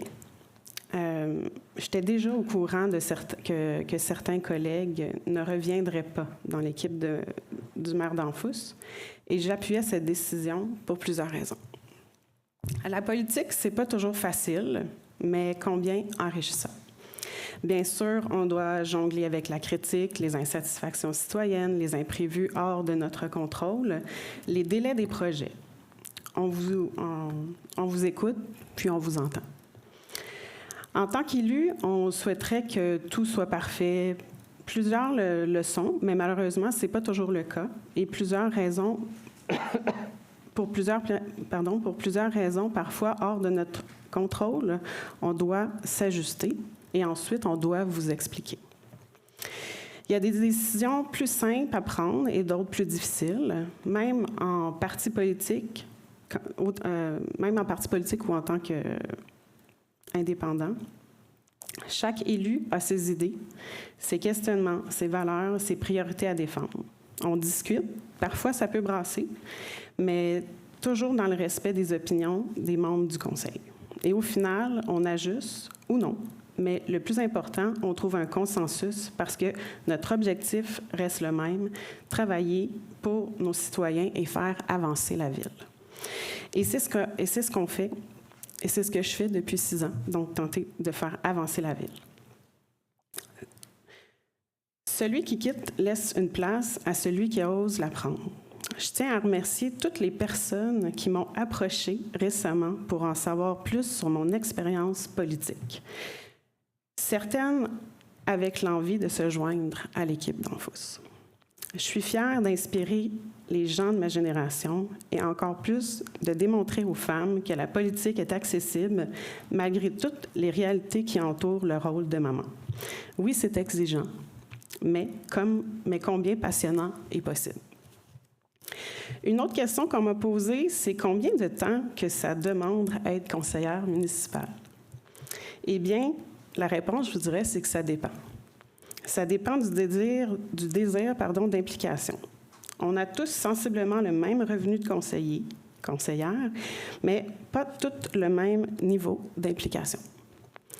Être prêt, c'est avoir lu ces documents avant la séance, participer aux événements de la communauté, être à l'écoute de ses citoyens et leur répondre, s'impliquer activement dans les comités où l'on siège, de savoir comment présenter de nouveaux projets pour qu'ils se réalisent, défendre ses idées tout en sachant entendre celles des autres et ajuster l'approche aux besoins.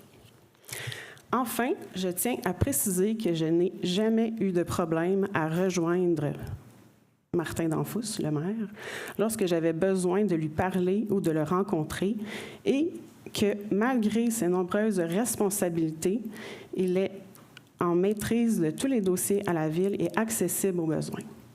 Sa présence fait briller la ville et il est reconnu pour son expertise. Je me suis jamais sentie non écoutée, jamais non respectée. En tant que membre du conseil, et même si on est dans un parti politique, nous avons le droit de voter contre un projet ou un dossier. Qui ne dit mot consent.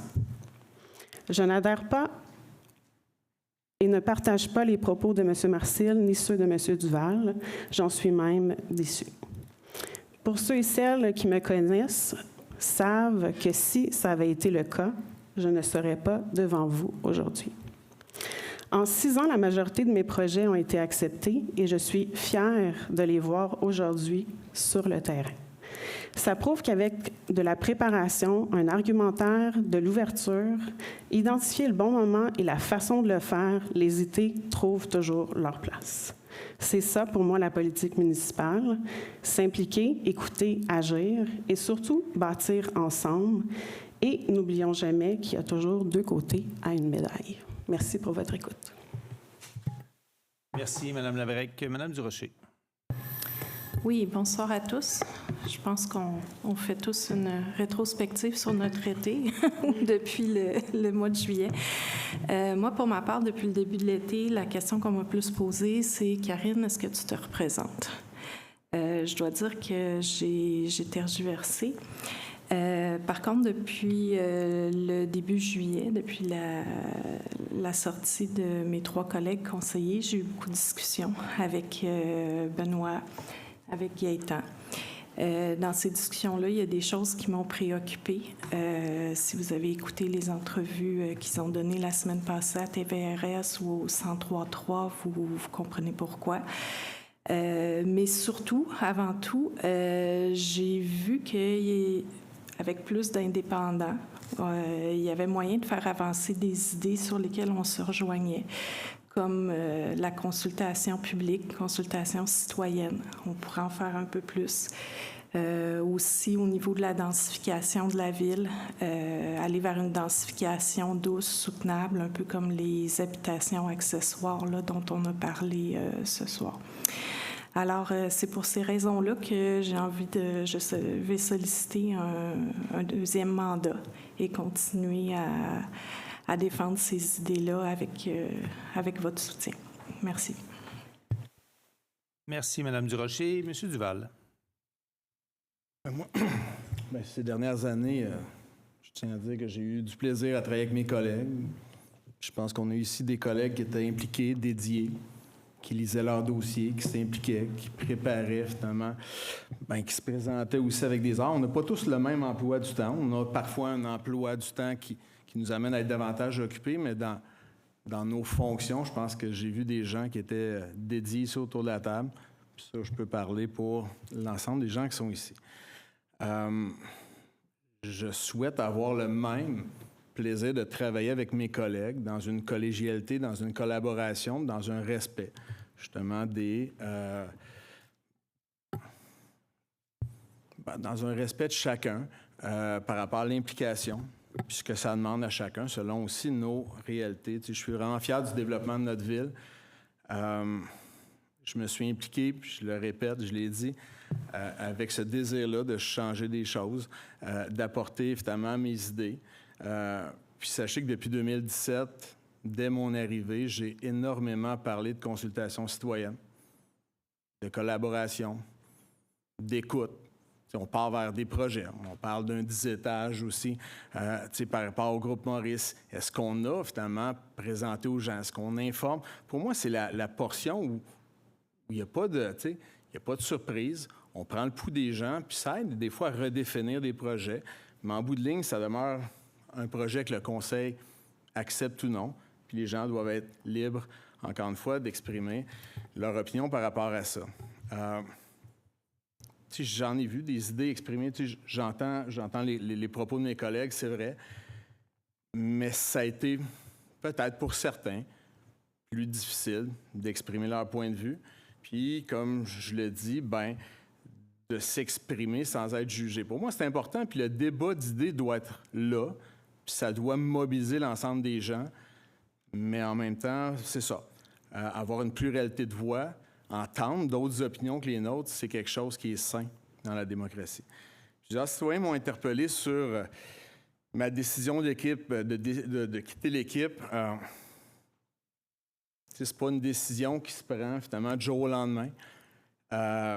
C'est clair que faire partie d'une équipe, pour moi, c'était quelque chose d'important. J'ai persisté, malgré tout, à exprimer mes idées, mes points de vue. Mais vous comprenez qu'on prenait aussi une décision d'équipe. Fait que certains nous disent « Oui, mais ça a tout le temps l'air unanime. » Bien, sachez que derrière, il y a des débats d'idées, puis il y a des gens qui s'expriment. Puis c'est vrai qu'à un moment donné, il y a une ligne qui, évidemment, est là. Puis, je veux dire, on décide comme équipe de se positionner dans le respect aussi des différences des opinions. J'ai pas vraiment senti que c'était du travail d'équipe. Parce que, tu sais, quand on m'a dit avoir écarté des membres de l'équipe, encore une fois, est-ce qu'on fait référence à une équipe? Est-ce qu'on parle? Non, c'est toujours, c'est ma prérogative, c'est mon pouvoir, c'est ma décision. Encore une fois, je vis très, très bien avec ça, mais c'est clair qu'il y a des moments où on a tenté d'exprimer des idées. Est-ce que finalement, il y avait une réception? Est-ce qu'il y avait un retour à ce que je souhaitais avoir comme discussion? J'ai eu parfois des retours où quand j'appelais, on me disait « j'ai 2 minutes, shoot ». Si j'ai juste 2 minutes, est-ce qu'on a le temps d'aller plus loin dans une discussion que je souhaiterais avoir? Est-ce qu'il y a des retours qui sont faits par après sur cette discussion-là que je souhaitais? Malheureusement, c'était pas comme ça. Mais pour certains collègues, il y avait, bien sûr, une oreille qui était là, qui était peut-être parfois plus présente, mais pour d'autres, on a pris notre grand respire. J'ai l'impression parfois qu'il y a plus d'écoute puis de travail qui est fait, parfois avec des promoteurs pour que les citoyens... en fait, pour des citoyens, j'aimerais qu'il y en ait plus, mais des fois, finalement, il y en a moins, puis auprès, finalement, de certains collègues de l'équipe politique aussi, puis on a des citoyens qui vivent des problématiques réelles, puis on nous le ramène mois après mois. J'ai une pensée pour les gens parce que c'est pas juste j'ai acheté, tu as acheté une maison, tu as acheté en connaissance de cause. Tu devais savoir, mais pour moi, servir les citoyens, c'est servir l'ensemble. Puis c'est vrai que quand il y a des problématiques, il faut s'y attabler. Puis je pense qu'on est là pour défendre l'intérêt de l'ensemble des citoyens, puis à la limite, de s'asseoir avec eux, puis de regarder les problématiques. Je pense aussi aux gens du comité des berges. Moi, je pense que je me suis tellement fait dire que les berges, c'était de juridiction fédérale, que ça allait coûter des millions, mais tu sais, à force de parler, à force notamment de ramener qu'on a peut-être, puis on sait qu'on a un travail à faire, on voit nos berges qui disparaissent dans le parc de la commune, c'est un problème qui est là pour tout le monde, mais je salue l'effort, la dévotion des gens qui font partie de ce comité-là, ici ou ailleurs, mais qui sont là pour défendre, finalement, l'intérêt commun. Pour moi, la population doit le savoir, par rapport à une construction qui se fera, puis il n'y a rien de caché, la phase 3 devait se faire. Puis en même temps, changer la nature d'un projet, c'est sûr que pour moi, c'est inacceptable, puis c'est clair que ça a motivé ma décision aussi à quitter. Je suis convaincu qu'on peut réussir à avoir des discussions, parce qu'on a eu des beaux échanges entre nous. On en a eu avec une candidate qui était indépendante, puis sincèrement, ça a toujours fonctionné. Puis je sais qu'on nous a souvent répété que c'est mieux de fonctionner avec un conseil qui est uni. Puis il faudrait donc pas revenir à un conseil qui est divisé. Mais vous comprendrez me faire dire ou croire que la ville serait paralysée comme ça. Puis c'est vrai qu'il fut un temps où ça a peut-être été le cas, mais ce que vous avez vu ici, c'est des gens qui ont été soucieux, qui ont travaillé, qui ont collaboré à l'avancement de la ville. Mais pour moi, on va continuer, même si on est dans des équipes différentes, à faire la promotion de nos idées, puis à faire ces débats-là dans le respect, puis peut-être avoir une plus grande indépendance pour être capable de faire part de nos idées. Ça, pour moi, c'est quelque chose qui est important. N'ayant jamais été rencontré pour une rencontre, vous deviez me rencontrer le 7 juillet après, puis vous me l'avez dit d'ailleurs très, très bien. Je comprends donc qu'on ne se voit pas après. Puis là, je vous ai répondu, je pense que vous avez tout compris. Cette rencontre-là, je vous l'ai demandé à multiples reprises. Et finalement, au niveau politique, on n'a pas eu la chance d'en discuter ensemble. Moi, j'ai pris la décision, après des mois de sollicitations auprès de votre part, d'avoir une discussion politique, de vous l'annoncer, que je quittais, parce que la décision était prise il y a longtemps. Puis j'ai des collègues qui l'ont fait. Puis autant M. Fortier, à qui on a dit « tu vas sortir sans faire de vagues », toujours l'espèce de silence où on ne doit pas parler, c'est sûr que ça rend des gens mal à l'aise par rapport au reste de l'équipe avec qui on noue des liens d'amitié. C'est sûr, quand on dit à mon collègue le 3 juillet après l'avoir rencontré, puis rapidement d'emblée, tu ne fais pas partie de mon équipe, c'est sûr que tu n'as pas le temps de le dire, toi aussi, que tu as envie d'aller ailleurs. Puis je pense que la personne elle-même est la mieux placée pour savoir si elle souhaitait continuer ou non dans une équipe. Pour moi, je vais m'arrêter là. Mais c'est clair que quand mon collègue se fait dire aussi, n'en parle pas avant la fin juillet. Mais moi, tu sais, tenir les gens au silence, je pense qu'on a le droit de choisir la façon avec laquelle on désire quitter. Puis ça, ben, je trouve que c'est honorable. Fait que bref, c'est nos principes, c'est nos valeurs. Puis sincèrement, je vais continuer à me battre pour ces valeurs, pour mes citoyens. Puis évidemment, je connais la hauteur de mes implications. Puis évidemment, ben, ce désir-là de continuer à changer les choses, je vous remercie. Madame Parent. Bien, bonsoir à tous, bonsoir aux nouveaux visages et bonsoir à la maison. Depuis 16 ans, j'ai l'honneur de vous représenter en tant que conseillère municipale, tout comme Gaétan Marcil. Tout au long de ce parcours, j'ai toujours trouvé une oreille attentive à mes idées et une volonté sincère de collaboration au sein du conseil ainsi qu'auprès du maire Martin Danfous. Ensemble, nous avons porté des projets qui reflètent vos aspirations et les valeurs de notre communauté.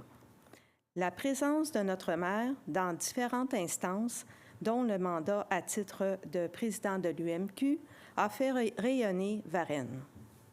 Dès le début, j'ai adopté une approche résolument avant-gardiste en matière d'environnement et de développement durable. Le projet de la bibliothèque municipale, premier édifice public net zéro du Québec, incarne cette vision. Il a été le point de départ d'une série d'initiatives novatrices pensées pour répondre aux défis de demain. La création du Comité de développement durable ainsi que la mise en place du programme de subvention pour les éco-gestes ont permis à de nombreux citoyens d'emboîter le pas vers un mode de vie plus vert. Ces avancées sont le fruit d'un dialogue constant, d'un respect mutuel et d'une volonté commune de bâtir une ville plus résiliente et inclusive. Parmi mes plus grandes fiertés figure l'acceptation, avec mes collègues du Conseil, du projet d'Hydro-Québec dans le cadre de leur programme de compensation lié au grand projet hydroélectrique. Cette collaboration a permis la mise en valeur du parc Saint-Charles, dont près de 95 % de la superficie a été protégée à perpétuité par votre Conseil depuis quelques années. Ce geste fort témoigne de notre engagement envers la biodiversité pour les générations futures. Je vous invite donc à vous y promener dans ce beau parc exceptionnel et à consulter le communiqué d'Hydro-Québec pour découvrir tous les détails de ce projet inspirant. Mon engagement repose sur l'écoute, le dialogue, le respect. Je suis et je resterai disponible pour vous. Je vous souhaite une belle fin d'été. Merci. Merci, Mme Parent. Monsieur Marcil.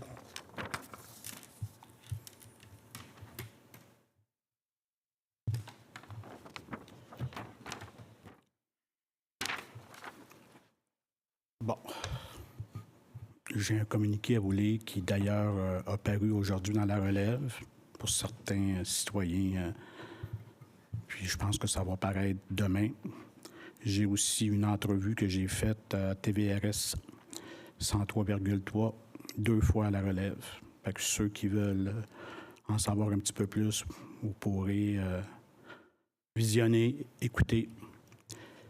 Avant de lire le communiqué, j'ai été très clair. J'ai été très clair lors de l'entrevue avec M. François Laramé, parce que vous avez compris le petit jeu de coulisses qui se joue dans le jeu du chat et de la souris. J'ai dit à M. Marcil qu'il quittait. C'est pour cette raison qu'il a décidé de ne plus être dans le Parti durable. J'ai été très clair quand j'ai passé mon entrevue avec M. Laramé. J'ai dit, M. Danfous, il a raison. Il ne voulait plus que je fasse partie de son équipe. En fait, je vous dirais que les 8 dernières années, je le savais. J'ai persisté et c'est clair que le plan de match, et surtout dans les 4 dernières années, était de, je vais utiliser le terme parce qu'il est très québécois, là, de m'écœurer. De m'écœurer par de l'ignorance intentionnelle. Puis je pourrais vous en donner des exemples. Aucune consultation. C'est moi qui est le président du comité culturel de la ville de Varennes. Jamais d'appel pour me demander mon avis sur absolument rien. À l'intérieur de mon 16 ans, je l'ai peut-être rencontré à 3 ou 4 reprises. Jamais d'appel.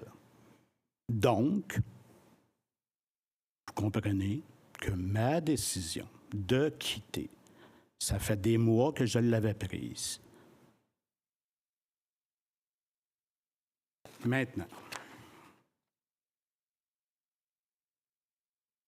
chers citoyens et citoyennes, après une période de vacances et de réflexion, j'annonce à la population varennoise, et plus particulièrement aux citoyens de mon district Saint-Charles, que je vais solliciter votre appui pour un autre mandat à titre de conseiller municipal indépendant. J'associe mon parcours politique à un livre. J'adore lire. Le dernier chapitre n'est pas encore complété. Le parc Saint-Charles, joyau de notre ville, est de nouveau en danger. Monsieur le maire nous a annoncé ce printemps qu'il était en discussion avec le promoteur pour un nouveau scénario de densification de la phase 3 du parc Saint-Charles. La résolution de 2019, qui prévoyait 127 unités d'habitation, passerait à un nombre beaucoup plus élevé après les élections. J'ai l'intention de mettre toute mon énergie pour éviter un tel scénario. J'ai des solutions à proposer au Conseil pour mettre fin à la fameuse phase 3 du parc Saint-Charles. En terminant, soyez assurés que je vais faire une campagne positive avec des idées innovatrices et inspirantes. La démocratie a besoin de vous. C'est terminé un parti politique unique à Varennes. En votant pour un candidat indépendant, vous vous donnez l'assurance d'une représentativité diversifiée à l'hôtel de ville. Le pouvoir, lorsqu'il n'est pas confronté à un contre-pouvoir, devient insidieux et malsain par définition. Merci beaucoup. Bonne fin de soirée. Madame Collin. Bonsoir à tous. Premièrement, je voudrais rapidement revenir sur mon absence de la séance publique du 7 juillet dernier, car j'ai eu beaucoup de questions à ce sujet. Donc, pour des raisons de santé, je ne pouvais me présenter, mais sachez qu'aujourd'hui, je me porte très bien. Je veux revenir sur les propos de mes ex-confrères de travail. Devenir indépendant est le privilège de chacun d'entre nous. Élue en 2005 au sein d'une équipe, j'ai moi-même été indépendante en tout début de ce premier mandat. Certains s'en rappelleront environ 6 mois après ma première élection. Je l'ai fait par respect pour mes convictions et par honnêteté envers mes citoyens. Ce qui m'a amené quelques années plus tard à me joindre et former l'équipe d'Enfousse. Donc, laissez-moi vous partager ma réflexion sur le moment et le pourquoi des changements qui ont été effectués le 7 juillet dernier par mes ex-confrères. Devenir ou se présenter comme indépendant ne me cause vraiment aucun problème. Nous sommes en démocratie. D'ailleurs, j'ai toujours bien travaillé avec Mme Durocher et par le passé avec d'autres membres du Conseil lors de mon premier mandat quand j'étais moi-même indépendante. Par contre, laissez-moi vous poser la question, à plus ou moins 3 mois du déclenchement des prochaines élections, d'annoncer de devenir indépendant. Pourquoi avoir resté dans l'équipe toutes ces années, d'avoir participé à des rencontres politiques s'il y avait un si grand malaise avec certains projets, et ce depuis si longtemps? Et pourquoi rester s'il y a de la place, s'il n'y a pas de place à la discussion? Pourquoi attendre à la fin du mandat quand on peut se retirer n'importe quand? Il n'y a aucun contrat signé nous obligeant à rester. Il n'y a pas non plus de ligne de parti comme en politique provinciale ou fédérale. Nous aurions travaillé avec eux comme nous l'avons toujours fait, ainsi qu'avec Mme Durocher. Je tiens ce soir à affirmer que deux des conseillers qui se présentent comme indépendants aujourd'hui n'étaient pas reconfirmés dans l'équipe pour les prochaines élections, pour différentes raisons que le chef de notre parti nous avait fait part avant de pouvoir leur en informer. Malgré que la décision lui revient uniquement, je suis en accord avec la position de M. Danfous. Pour ce qui est de M. Fortier, il avait en premier lieu informé notre chef et nous par la suite de son non-retour pour des raisons personnelles. Je comprenais sa décision. Mais il ne nous a jamais signifié que cela n'allait pas avec le chef ou avec nous-mêmes. Je fus donc très surprise et désolée de son court mot le 7 juillet dernier. Personnellement, je n'ai pas compris.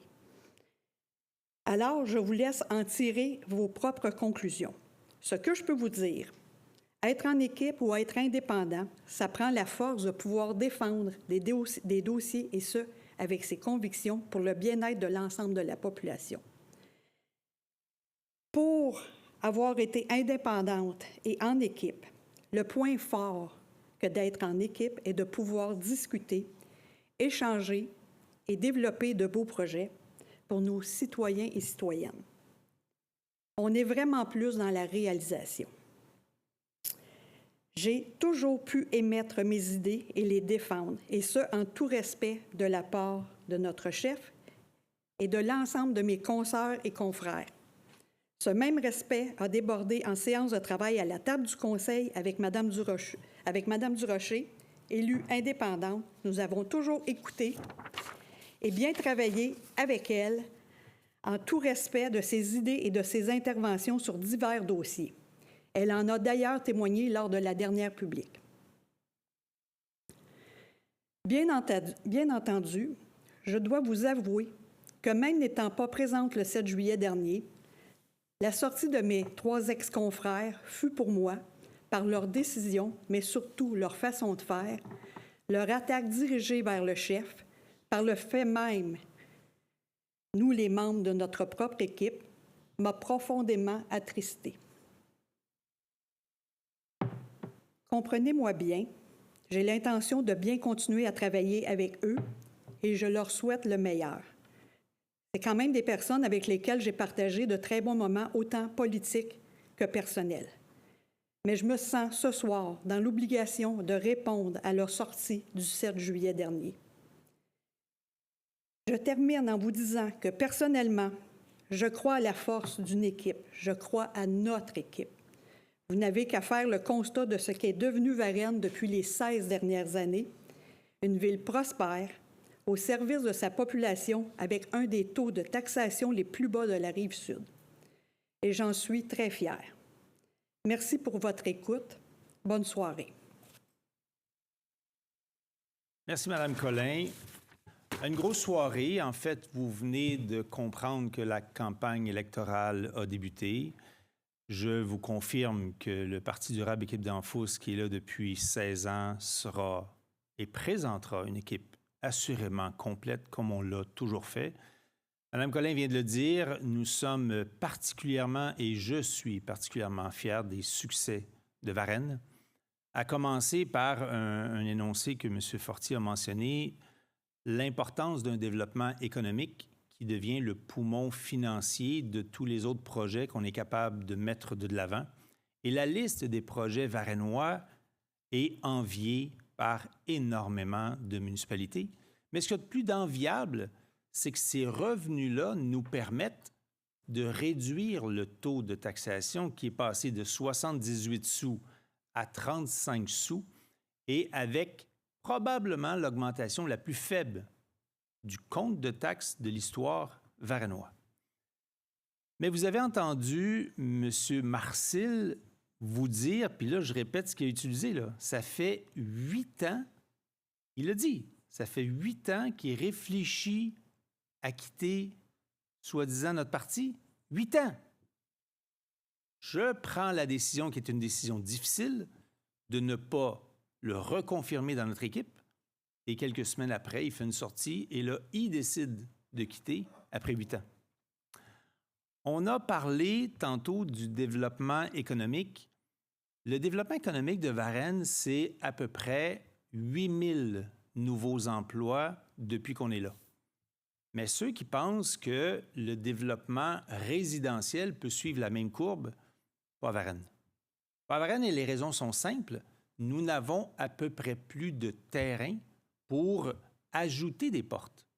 La preuve de ça, c'est que la population varennoise, dans les 14 dernières années, a à peu près pas augmenté.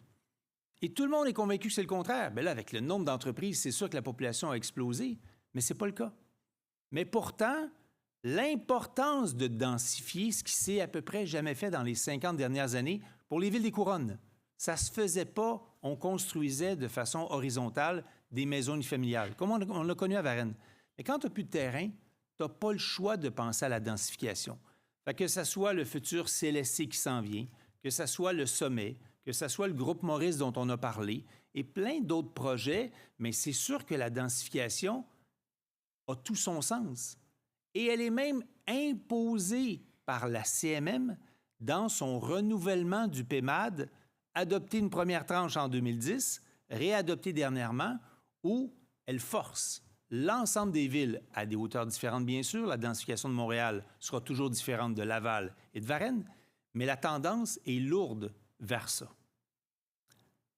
La dernière chose, puisqu'on en parle depuis déjà un peu plus d'1 mois, une des décisions les plus difficiles qu'un chef de parti doit prendre, que ce soit au municipal, au provincial ou au fédéral, c'est la même responsabilité lourde et importante, c'est le choix des candidats. J'ai répété à maintes reprises que jamais je n'expliquerai les motifs de ma décision et je vais maintenir le cap tout le temps. Ça m'appartient. Je l'ai partagé en privé, mais c'est ma décision. Dans un but simple, d'offrir aux Varennois une meilleure équipe à proposer, puis au final, ce sera les Varennois qui choisiront exactement comme en 2009 où je suis arrivé, mais j'étais conseiller avant. En 2013, en 2017, en 2021, et ce qui fera foi de leur choix, c'est non seulement notre bilan des 16 dernières années, mais ce qu'on proposera aussi aux Varennois. Ça, c'est un élément important, mais proposer quand on est une équipe, c'est parce qu'on s'est entendu sur ce qu'on va vous proposer. Et après, bien, savez-vous quoi? Vous ferez le choix que vous considérez le plus judicieux pour vous et pour votre ville. Là-dessus, merci à tout le monde. Bonne fin de soirée.